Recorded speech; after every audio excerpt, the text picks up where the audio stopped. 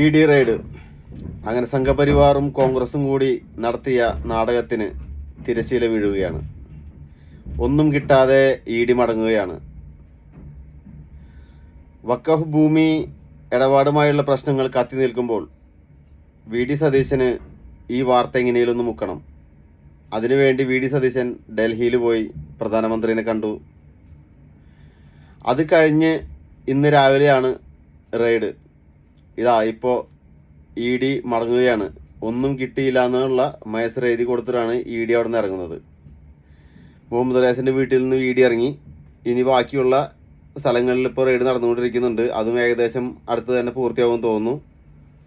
അപ്പോൾ എന്തായാലും നമ്മുടെ പാർട്ടി എങ്ങനെ തോറ്റു എന്നുള്ളത് വ്യക്തമായ ഒരു രേഖാചിത്രം ഇപ്പോൾ ജനങ്ങളുടെ മുന്നിലോട്ട് വന്നുകൊണ്ടിരിക്കുകയാണ്. സഖാക്കളെല്ലാവരും സംയമനം പാലിക്കുക. ലാൽ സലാം.